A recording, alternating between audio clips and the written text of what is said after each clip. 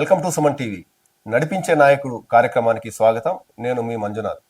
ఈరోజు నడిపించే నాయకుడు కార్యక్రమంలో భాగంగా మన అతిథి పుంగనూరు నియోజకవర్గానికి చెందిన బీసీవై పార్టీ ఇన్ఛార్జ్ హరిబాబు యాదవ్ గారు ప్రస్తుతం మనతో ఉన్నారు. పుంగనూరు నియోజకవర్గంలో ఆ పార్టీ ఏ విధంగా ఉందని చెప్పేసి ఆయన అడిగి మరిన్ని విశేషతలు తెలుసుకుందాం. సార్ నమస్తే అండి. నమస్తే అన్న. ఎలా ఉన్నారండి? బాగున్నా అన్న. ఈ హరిబాబు యాదవ్ అంటే మీ కుటుంబ నేపథ్యము, మీరు ఏ విధంగా రాజకీయాల్లోకి వచ్చారో చెప్పగలుగుతారా? అన్న, మాది పొంగనూరు నియోజకవర్గం చౌడేపల్లి మండలం 29 చింతమాకులపల్లి. మా నాన్న బేసికలీ ఫార్మరే. సో నేను ఎంబీఏ వరకు చదువుకున్నాను. సో ఉద్యోగరీత్యా నేను బెంగళూరుకి వెళ్ళి అక్కడ కొద్ది రోజులు ఉద్యోగం చేసుకొని ఇప్పుడు ఆల్మోస్ట్ ఒక 10 సంవత్సరాల నుండి బిజినెస్లో ఉన్నాం అనమాట. సో ఈ కమింగ్ టు దీనికి వచ్చామంటే రాజకీయ అరంగేటం వచ్చేసి 2019లో రామచంద్ర యాదవ్ గారు నాకు ముందు నుంచి కూడా తెలుసు. ఓకే. సో మాకు ఒక రకంగా బంధువర్గం ప్లస్ సేమ్ కమ్యూనిటీ. సో ముందు నుంచి కూడా తెలుసు. 2019లో ఎలక్షన్స్ వచ్చినప్పుడు సో అప్పుడు మేము ఇంత యాక్టివ్గా మేము అంటే మన వాళ్ళు వచ్చారు కొద్దిగా సపోర్ట్ చేయాలని అందులో షార్ట్ టర్మ్లో రావడము. మేము బిజినెస్ జాబ్ అప్పుడు బిజినెస్ ఇంప్లిమెంటేషన్ లో ఉన్నాం అనమాట. ఉద్యోగం చేసుకుంటా ఉద్యోగం లేదు, బిజినెస్ లో 2014 నుంచి బిజినెస్ లో ఉన్నాను. సో మా బిజీ షెడ్యూల్ నేను అంత యాక్టివ్ గా రాలేకపోయాం. 2022 రామచంద్ర యాదవ్ గారి బర్త్డే టైంలో ఒక జాబ్ మేళాని ఒకటి కండక్ట్ చేసాం పుంగనూరులో. అన్నగారు వచ్చేసి ఈ అంటే జాబ్ మేళ అంటే ఫస్ట్ యాక్చువల్గా అప్రోచ్ అయ్యా. అన్న, ఒక మీ మీద అభిమానంతో ఒక 6 కంపెనీస్ ఉన్నాయి, దాంట్లో నా కంపెనీ కూడా ఒకటి ఉంది, కొంచెం చిన్నగా జాబ్ మేళా చేస్తాను. అయ్యో ఇలాంటి మంచి కార్యక్రమానికి నేను ఎందుకు అంటే చెప్తాను కానీ అండి అన్న అన్నారు. ఒక 1 వీక్ తర్వాత వైసీపీ వాళ్ళు అప్పుడు ఏదో జాబ్ మేళా పెట్టకూడదు పెట్టారు. సో ఒక 1 వీక్ తర్వాత అన్నగారు కాల్ చేసి అంటే మీరు అంటే ఆ రోజు బిజీ షెడ్యూల్ అంత పూర్తిగా వినలేదు, చేయండి అని చెప్పింది అన్నారు. 1 వీక్ తర్వాత కాల్ చేసి మీరు ఎలా ప్లాన్ చేస్తున్నారు ఏంటి మనం చెప్పారా, నేను ఏదో కొంచెం బిజీ షెడ్యూల్లో పూర్తిగా మీరు చెప్పింది నేను వినలేదు, మంచి కాన్సెప్ట్ ఉన్నట్టుంది, ఎలా చేస్తున్నారు అని. నేను ఒక 6 కంపెనీలతో చేస్తున్నాను. 6 కంపెనీలు కాదు, ఇంకా ఎన్ని వీలైతే అన్ని కంపెనీలు మీరు ఇన్వైట్ చేయండి. ఇన్వైట్ చేసి అందరికీ కూడా మీరు పర్సనల్గా వెళ్ళి 1 మంత్ టైం తీసుకొని పర్సనల్గా వెళ్ళి ప్రతి ఒక్క కంపెనీ హెచ్ఆర్స్తో మాట్లాడి మ్యాక్సిమం ఇక్కడే ఫార్మాలిటీస్ అంతా కంప్లీట్ అయ్యి వాళ్ళకి అపాయింట్మెంట్ ఆర్డర్ ఇచ్చి అందరినీ అకామిడేట్ చేసేటట్టు చూడండి. వాళ్ళకి కావాల్సిన సదుపాయం అంటే వాళ్ళు ట్రాన్స్పోర్ట్ కావచ్చు, అకామిడేషన్ కావచ్చు, ఇక్కడ ఏదైతే లోకల్లో వచ్చిన తర్వాత వాళ్ళకి సెటప్ కావాలి కదా, పొంగనూరులో ఉండేదానికి మన ప్రాంగణంలో వచ్చేసి వాళ్ళకి ఒక సిస్టమ్ కావాలి, కూర్చొని ఇంటర్వ్యూ చేయడానికి వాళ్ళకి ఒక స్టాల్ కావాలి. సో తర్వాత మనం పబ్లిసిటీ చేయాలి అని, దీంట్లో ఎక్కడ కూడా కాంప్రమైజ్ అవ్వద్దు అని సారు ప్రత్యేకంగా ఒక టీంని ఏర్పాటు చేసి నాకు సపోర్టివ్గా ఇంకా దాన్ని ఎలా అంటే బ్లాస్ట్ చేశారు బాగా. స్పందన కూడా ఎలా వచ్చిందంటే నేను 157 కంపెనీస్ అంటే ఈ ప్రపోజల్ సార్ ఇలా చెప్పారు ఇదంతా చెప్తే కంపెనీస్ కూడా చాలా ముందుకు వచ్చాయి. త్రూఅవుట్ ఏపీ మొత్తం పిలుపునిచ్చారు కదా. అవును, త్రూఅవుట్ ఏపీ మొత్తం పిలుపునివ్వడము, స్పందన కూడా మేమేదో ఒక 2000 మంది 3000 మంది అనుకుంటే 27,000 మంది రిజిస్టర్ చేసుకున్నారు. గవర్నమెంట్ లో ఉన్నటువంటి వైఎస్ఆర్సీపీ అక్కడ ప్రస్తుతం ఇప్పుడు ఎమ్మెల్యే ఆ రోజు ఆనాటి మంత్రి జీర్ణించుకోలేకపోయారు దాన్ని. వెబ్సైట్ లోనే నిరుద్యోగులు ఎన్రోల్మెంట్ చేస్తారు. దాన్ని ఎలా ఆ వెబ్సైట్ లో ఏం చేస్తామంటే మేము ఫ్రీ ఫామ్ పెట్టాం. అంటే దీనికి ఎటువంటి రుసుము లేదు, మనం ₹1 కూడా మీకు ఫీజు పే చేయని అవసరం లేదు, ఫ్రీ ఆఫ్ కాస్ట్ మీకు మేము ఎంప్లాయ్మెంట్ ఇస్తాం. డైరెక్ట్ గా వచ్చే పని లేకుండా ఆన్లైన్ లో ఎన్రోల్ చేసుకోవచ్చు. ఆన్లైన్ లోనే ఎన్రోల్ చేసుకోవచ్చు. ఎందుకంటే అది ఎందుకు కూడా అంటే మనకు ఒక ఏ సెగ్మెంట్స్ లో వీళ్ళు జాబ్ అప్రోచ్ అవుతున్నారు అని మన కంపెనీ హెచ్ఆర్స్ తో మాట్లాడడానికి ఈజీగా ఉంటుందనే ఒక థాట్ తో అది పెట్టడం జరిగింది.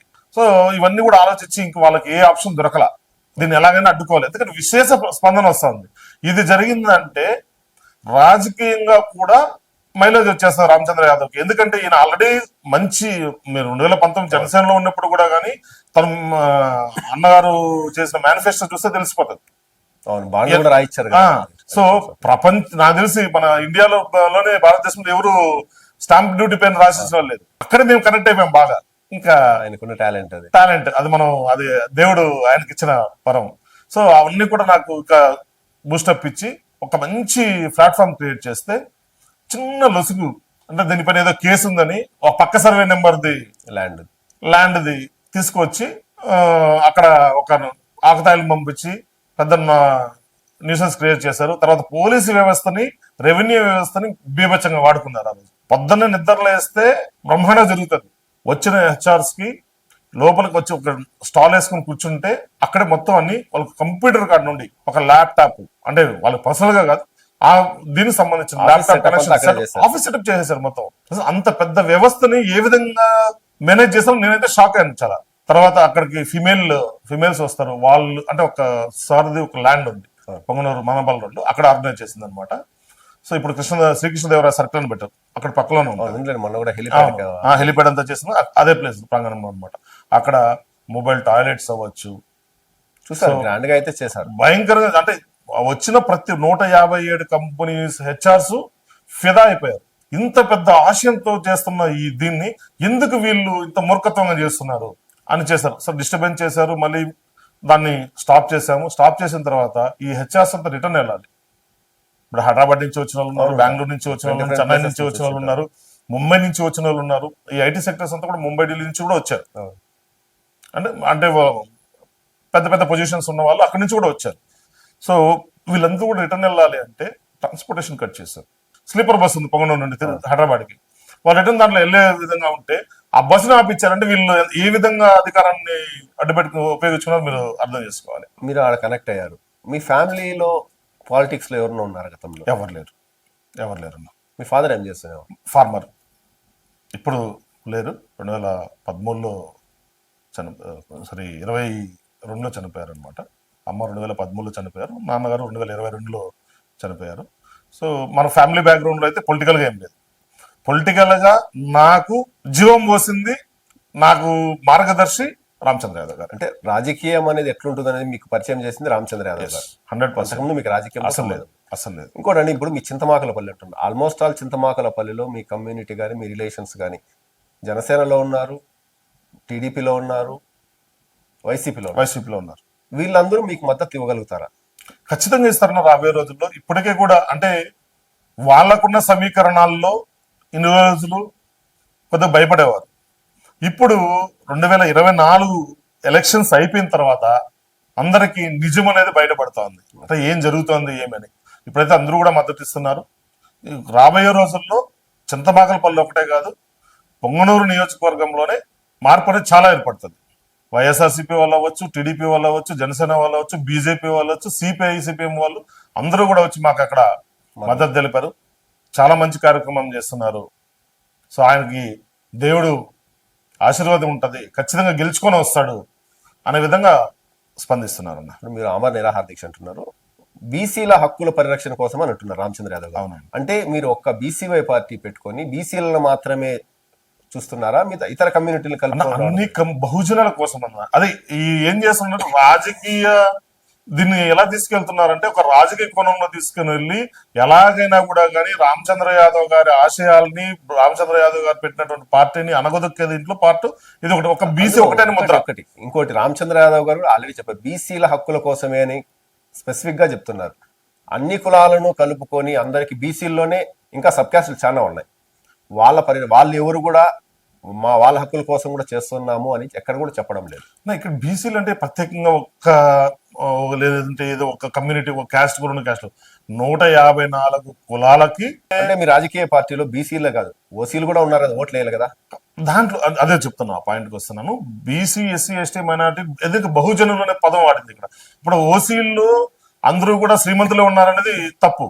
ఆ ఓసీ అనే ఒక ముద్ర వేసుకొని ఒక కొన్ని కుటుంబాలు మాత్రమే ఇక్కడ వెళ్తున్నాయి, వాళ్ళకే అన్ని పోతున్నాయి. కుటుంబాలు మాత్రమేమో పైకి ఎదుగుతున్నాయి, కొన్ని కుటుంబాలు, చాలా కుటుంబాల వరకు అలాగే బీసీల కన్నా ఇంకా దిగజారిన దీనికి కూడా వెళ్తున్నారు. అంటే అంత కష్టాల్లో ఉన్నారనమాట. ఇప్పుడు ఎస్సీ ఎస్టీకి ఒక చట్టం అనేది ఉంది, అలాగా ఎక్కువ మెజారిటీ ఉన్న బీసీలు కూడా ఒక చట్టం కావాలి అని అది తీసుకురావడం జరిగిందన్న.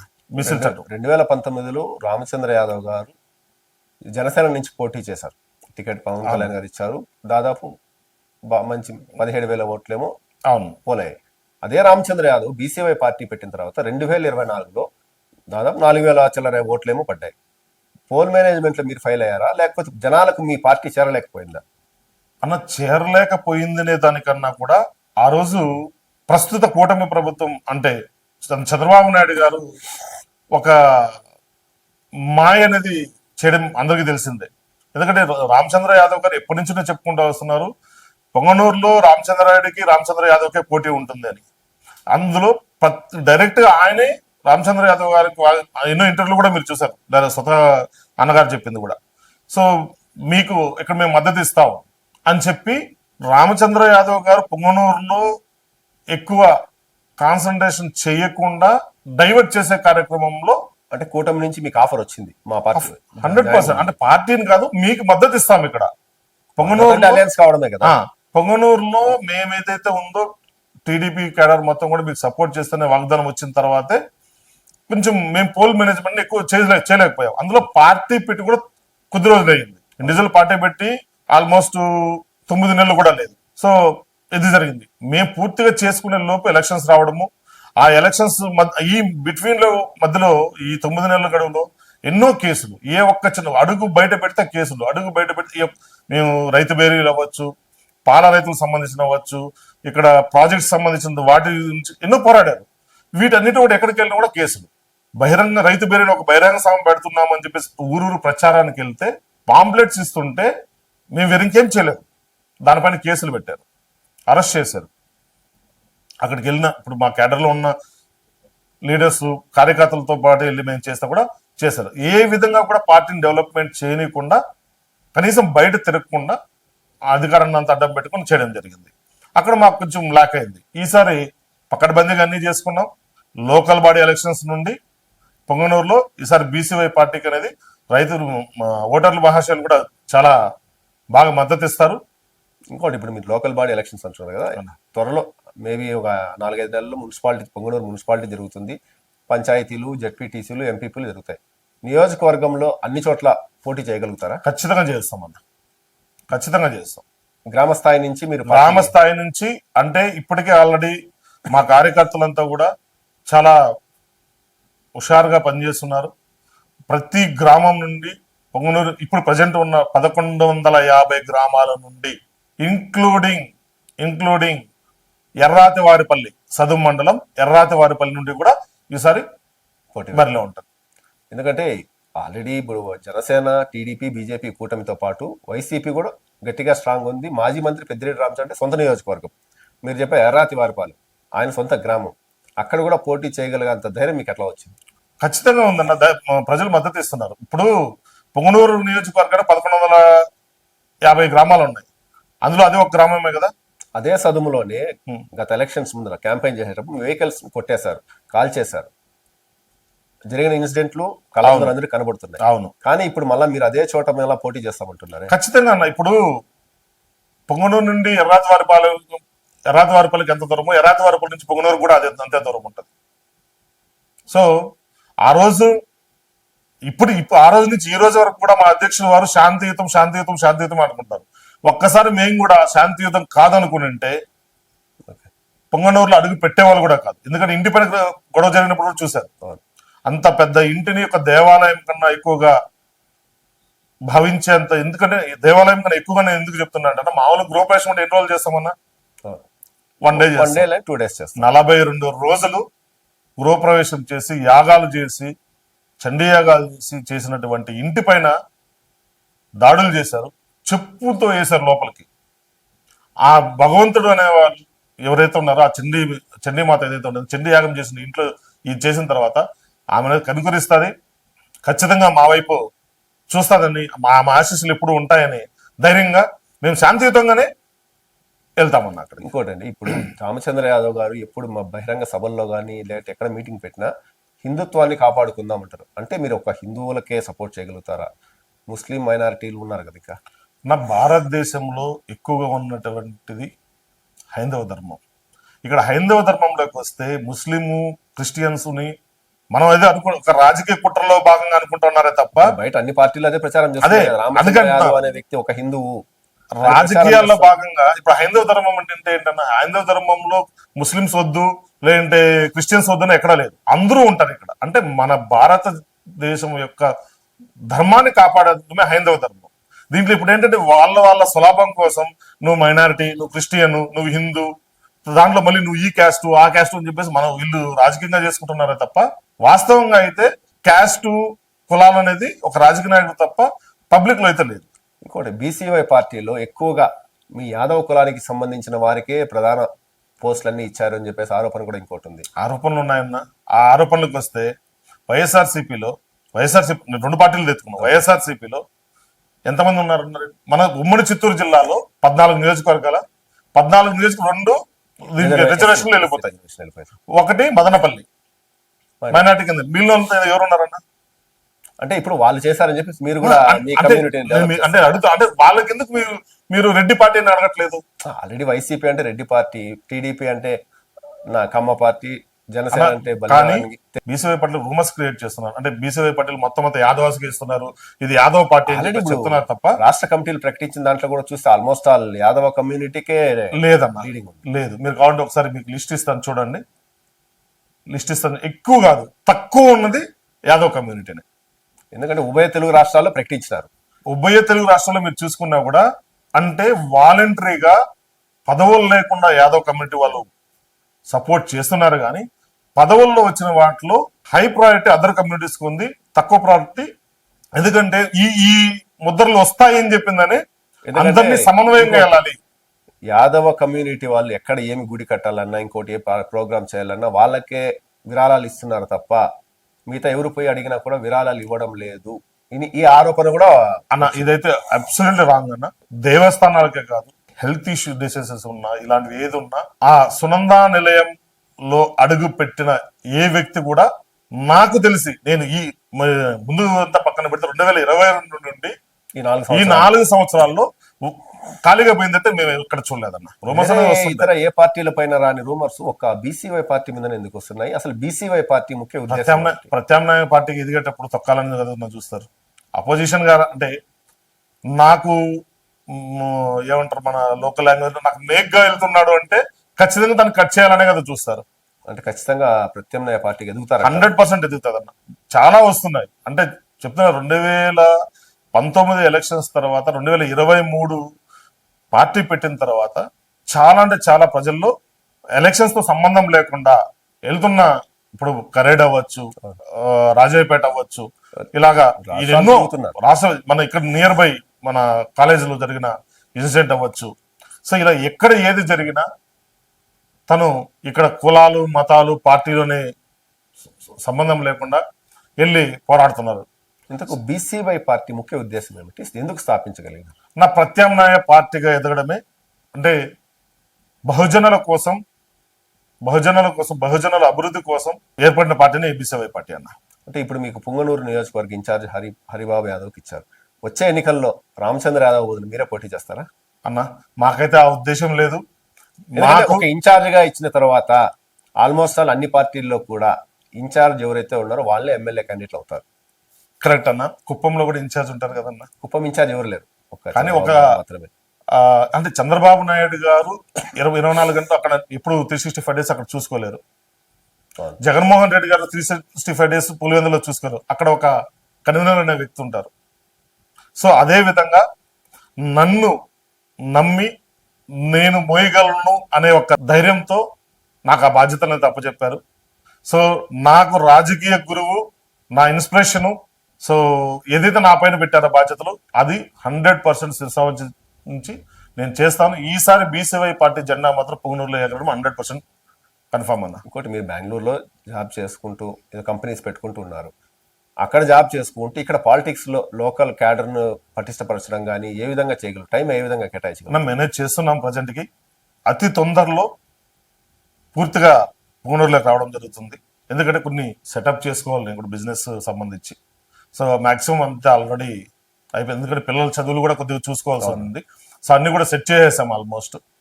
సో తొందరలో 365 డేస్ పుంగనూరులో ఉండి పార్టీని బలోపేతంగా పుంగనూరులో ఒక వెరీ సూన్లీ పార్టీ ఆఫీస్ కూడా అతి తొందరగా పార్టీ ఆఫీస్ అయితే ఏర్పాటు చేస్తాం. 360 రోజులు ప్రజలకు దగ్గరలో ఉండే విధంగా ఇప్పుడు ఏదైతే 4 టర్ములుగా ఉన్నటువంటి ఎమ్మెల్యే గారికి మాజీ మంత్రి పొంగనూరు కూడా.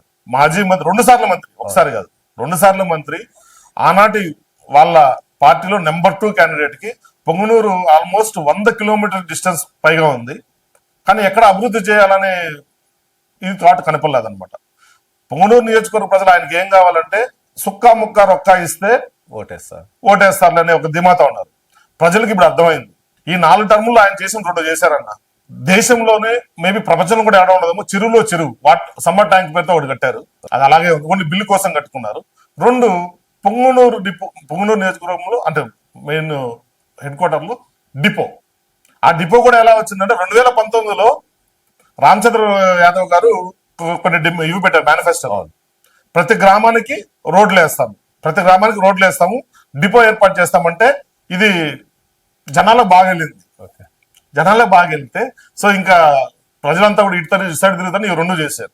అంటే ఈ 2019 నుంచి 2024 వైసీపీ గవర్నమెంట్ అధికారంలో ఉన్నప్పుడు ఉమ్మడి చిత్తూరు జిల్లాలో ఏ కాన్స్టిట్యున్సీకి రానని నిధులు పెద్దిరెడ్డి గారు పొంగనూరు తీసుకొచ్చి డెవలప్ చేశారు అని చెప్పారు. లెక్కలు కూడా చూపిస్తున్నారు. ఏం చేశారు? అక్కడ ఉన్నటువంటి పొంగనూరు నియోజకవర్గంలో ఉన్నట్టు 6 మండలాల్లో ఉన్నట్టు ఏ నాయకుడికైనా కూడా మేము రెడీ. మా అధ్యక్షులు వారు వచ్చి అంత కేడర్ కాదు వాళ్ళు. నేను సిద్ధంగా ఉన్నాను, చూపించమని. ఇది అభివృద్ధి ఏం చేశారు? ఆల్మోస్ట్ కొన్ని గ్రామాలకి రోడ్లు అయితే వేశారు. అది ఎలా ఉందంటే పేపర్ దోశ. అది కూడా ఎవరు వేశారు? వాళ్ళ కంపెనీనే వేసింది. పిఎల్ఆర్ కన్స్ట్రక్షన్స్ వేశారు. బిల్స్ కోసమే. ఇప్పుడు ఒక ఊరికి ఒక రోడ్ వేశారంటే కనీసం అంటే దాని లైఫ్ వ్యాలిడిటీ ఒక 5 years అని వద్దా? 5 months కూడా లేదంటే ఎంత క్వాలిటీలో ఉంటుందండి? వాళ్ళ టిప్పర్లు తోతేనే వెళ్ళిపోయింది మళ్ళీ అది. అలాంటి పరిస్థితి. పొంగనూరు హెడ్ క్వార్టర్స్ లోకి వెళ్తే నియోజకవర్గం మొత్తం పక్కన పెట్టండి, హెడ్ క్వార్టర్స్ లో ఏ వార్డులోకి వెళ్ళినా రోడ్లు బాగాలేదు. అంటే అన్ని కోట్ల డబ్బులు పొంగనూరుకు తెచ్చామంటే ఏమయ్యా? అదే అడగాలి ప్రజలు. మేము అదే డిమాండ్ చేస్తున్నాం. ప్రస్తుతం అధికారంలో ఉన్నటువంటి కూటమి ప్రభుత్వాన్ని మేము ఇదే అడుగుతున్నాం. ఈ నిధులన్నీ ఏం చేశారు? పెద్దిరెడ్డి గారి పైన మీ అధ్యక్షుడు ఎవరైతే ఉన్నారో రామచంద్ర యాదవ్ గారు ఎప్పుడు ఆరోపణలు చేస్తున్నారు. అది చేశాడు, ఇంత తినేసాడు. కానీ అధికార పార్టీ వాళ్ళు ఎప్పుడు కూడా విమర్శించడం లేదు. దేనికంటారు? లోలోపకార ఒప్పందాలే, దాంట్లో నో డౌట్ అట్ ఆల్. ఎందుకంటే లో కేటగిరీ నాయకులు కాటి నుండి టాప్ లెవెల్ వరకు కూడా కుమ్మక్కయ్యే ఉన్నారు. మీకు ఒక 2-3 ఎగ్జాంపుల్స్ చెప్తాను. టీడీపీ ప్రభుత్వానికి వైసీపీ ప్రభుత్వానికి ఉన్నవి 22-23లో అనుకుంటా. శ్రీకాకుళం నుండి సైకిల్ యాత్ర వచ్చారు. బాగా గుర్తుంది. కుప్పం. అప్పుడు ఒక వ్యక్తి నడి రోడ్లో వాళ్ళ బట్టలు ఓడగొట్టి వాళ్ళ పార్టీ జెండాని కాళ్ళ కింద వేసి తొక్కిన వ్యక్తి పైన ఎందుకు యాక్షన్ తీసుకోలేదన్న? 2 సాక్షాత్తు ఇప్పుడున్న ముఖ్యమంత్రి గారు, ఆ పార్టీ అధ్యక్షులు వారు పొంగనూరులోకి వస్తే ఎంత పెద్ద గొడవ జరిగింది తెలుసు. ఆల్మోస్ట్ 300 మంది పైచిలుకుగా అరెస్ట్ చేశారు, జైల్లో పెట్టారు, బెయిలబుల్ కేసులు పెట్టారు, జైలుకి చేశారు. ఆ రోజు ఇక్కడ ప్రజెంట్ ఉన్న ఆ రోజు ఉన్న ఇన్ఛార్జ్, ఈ రోజు ఉన్న ఇన్ఛార్జ్ వాళ్ళ గురించి పట్టించుకోలేదు.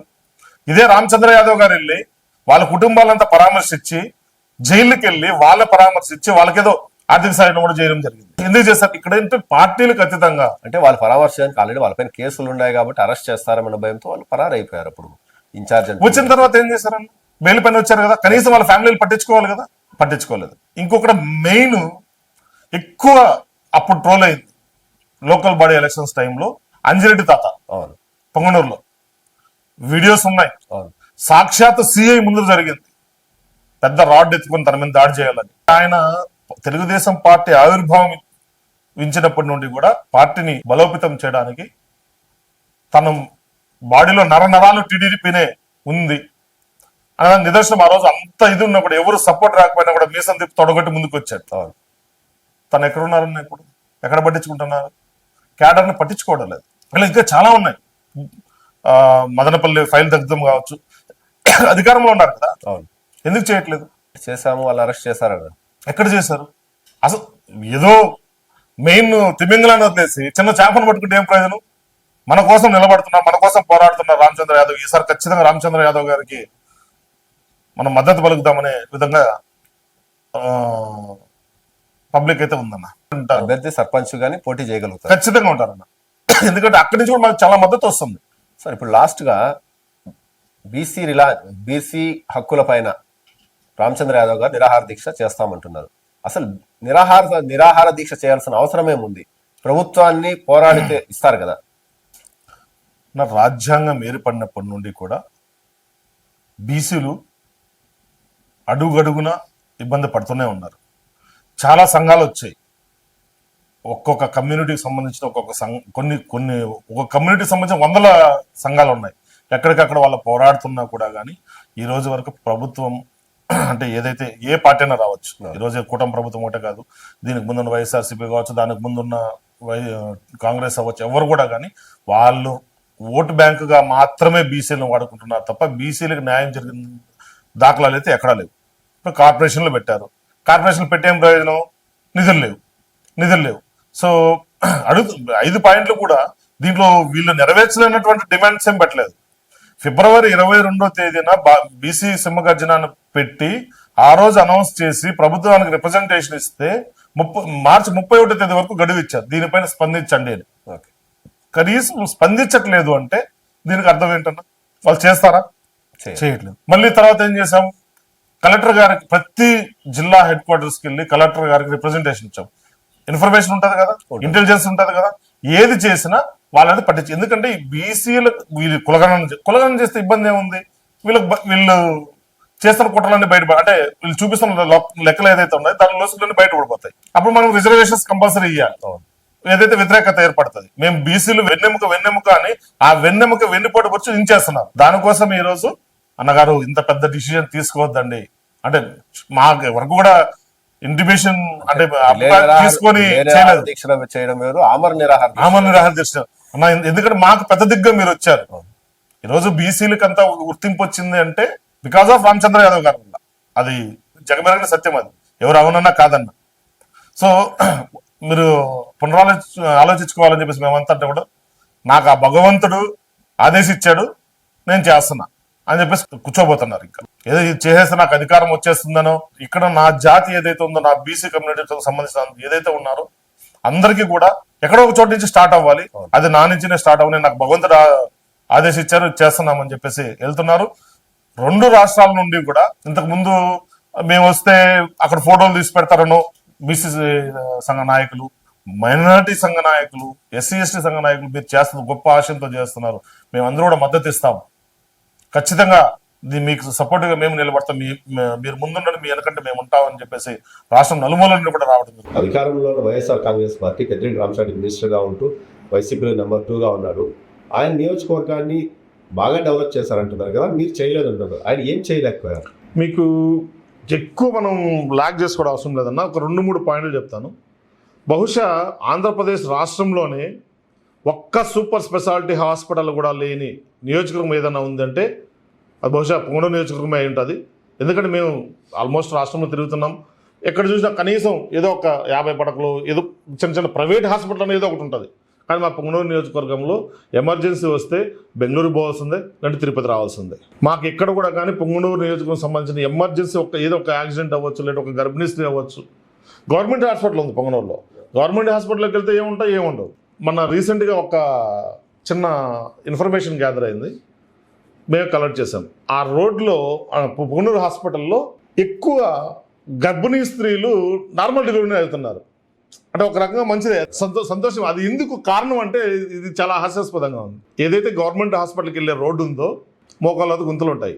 అంబులెన్స్ ఇప్పుడు గర్భిణీ స్త్రీ నొప్పులో ఉందంటే ఫాస్ట్గా వెళ్ళినప్పుడు బిడ్డ అడ్డం తిరిగినా కూడా ఈ గుంతల వల్ల ఆ మాత్రం డెవలప్మెంట్ చేశారు మా ఎమ్మెల్యే గారు. ఒక్క రోడ్లు లేవు, ఒక్క సూపర్ స్పెషాలిటీ హాస్పిటల్ లేదు, చెప్పుకోవడానికి ఒక్క చిన్న కంపెనీ కూడా లేదు. మన ఆయన ఎలక్షన్స్ ముందుగానే కంపెనీకి శంకుస్థాపన చేశారు, గ్యాస్ సిలిండర్ కంపెనీకి శంకుస్థాపన చేశారు. ఎలక్షన్ ముందురేం కదన్నా, అది ఐ థింక్ 2022 అనుకుంటా శంకుస్థాపన మాత్రమే చేశారు. ఎందుకు పేపర్ కంపెనీ కూడా ఆల్రెడీ దాని గురించి ఒక హంగామా క్రియేట్ చేసి చుట్టూ రియల్ ఎస్టేట్ ఏదైతే భూమి చేసుకొని మళ్ళీ అదేమైనా కూడా తెలియదు, దానిపైన లేవు. పొంగనూరు నియోజకవర్గం ఎక్కువ ఆధారపడి ఉన్నది టమోటా రైతులు. టమోటా, చింతపండు, మామిడి, వీటిపైన ఎక్కువ ఆధారపడి ఉంటుంది. ఈ మూడిటికి సంబంధించిన ఏ ఒక్క చిన్న కంపెనీ లేదు. ఒకటి ఉంది వాళ్ళదే, పిఎల్ఆర్ ఫుడ్స్ అని. అది ఒక FPO, central government fund subsidy ఫండ్స్తో వచ్చిన ఒక ఎఫ్పిఓ. దాంట్లో ఏంటంటే ఒక మినిమం మద్దతు ధరతో కొనాలని ఒక క్లాసెస్ అని ఉంటుంది. గవర్నమెంట్ నుండి సబ్సిడీ ఫండ్స్ వస్తాయి.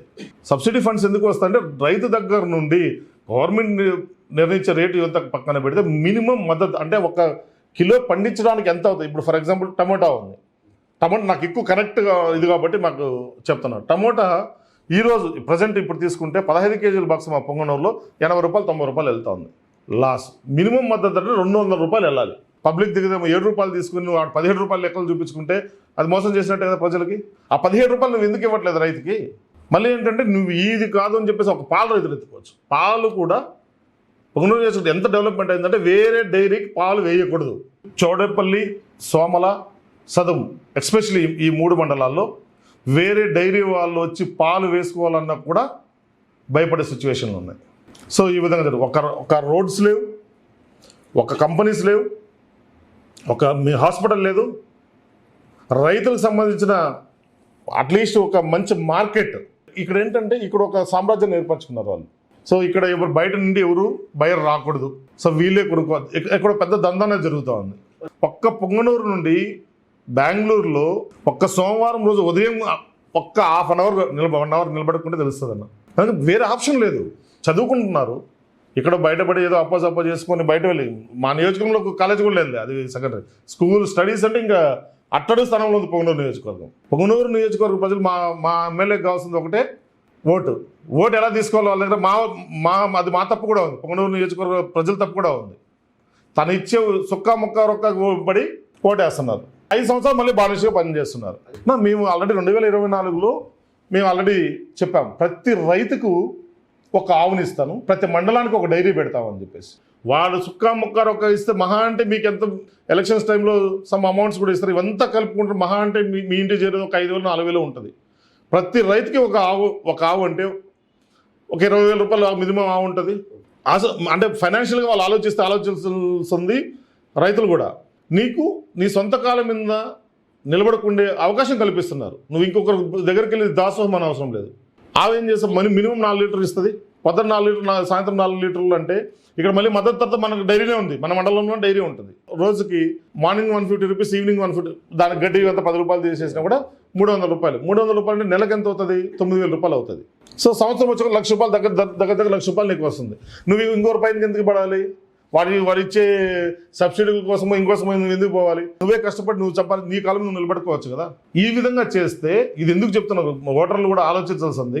మన కాలం మీద మనం నిలబడుకున్నప్పుడు అభివృద్ధి చేయాలని మనం నిలదీసి అడగచ్చు. అంటే ఇంకోటి మీరు చెప్తున్నారు, మీరు ఇంత క్లారిటీగా ప్రజలకు చెప్తా ఉన్నా ప్రజలు మిమ్మల్ని ఎందుకు నమ్మలేకపోతున్నారు? బీసీవై పార్టీ నమ్మలేక కాదు, వాళ్ళ అధికారాన్ని ఉపయోగించుకొని వ్యవస్థలతో భయభ్రాంతులకు గురి చేసుకొని చేయదు. 2024లో ఇంకో కొత్తగా ట్విస్ట్ ఏం చేశారు తెలుసా?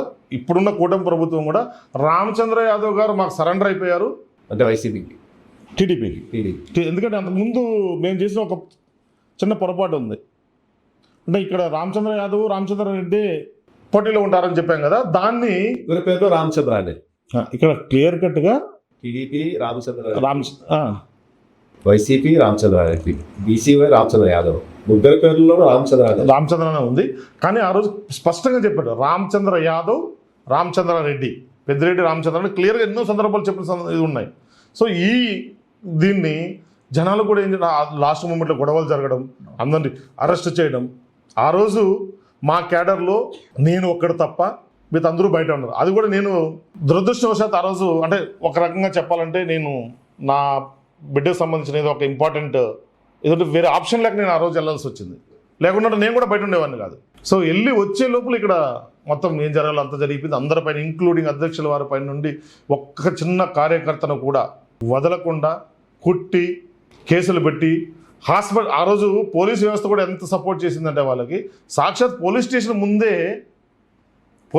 ముందే మా ప్రచారాన్ని తగలబెడుతుంటే కూడా పోలీస్ వ్యవస్థ పట్టించుకోలేదు. తర్వాత ఇంటి దగ్గరకు వచ్చిన తర్వాత గవర్నమెంట్ హాస్పిటల్కి వెళ్ళి వాళ్ళకి ట్రీట్మెంట్ తీసుకొచ్చి ఒక రిపోర్ట్ రాసుకొస్తామని చెప్పి తీసుకెళ్ళి పలమనేరులో సబ్ జైల్లో పెట్టారు. అది ప్రైవేట్ రూమ్లో ప్రైవేట్ రూమ్లో పెట్టి వెళ్తే మా పైన ఒక 50 మంది అటాక్ చేయడానికి రావడం, వాళ్ళ దగ్గర నుంచి మేము తప్పించుకోవడం, ఇవంతా కూడా జరిగింది. తర్వాత చిత్తూరు జైలుకి వేయడం, ఇవంతా కూడా మీకు అందరికి కూడా తెలిసిన విషయమే. ఈ విధంగా ఎటువంటి అభివృద్ధి చేయకుండా సో వాళ్ళ అధికారాన్ని అడ్డం పెట్టుకొని భయభ్రాంతులకు గురి చేసి, మళ్ళీ ఏంటంటే ఎలక్షన్ ముందు అక్కడున్న కొంతమంది లోకల్ లీడర్లంతా కూడా జనాల దగ్గరికి వెళ్ళి మీ ఆధార్ ఈ పెన్షన్కి అంతా కూడా ఫింగర్ ప్రింట్స్ వేస్తారు కదా, ఇది మెయిన్ ఇదనమాట.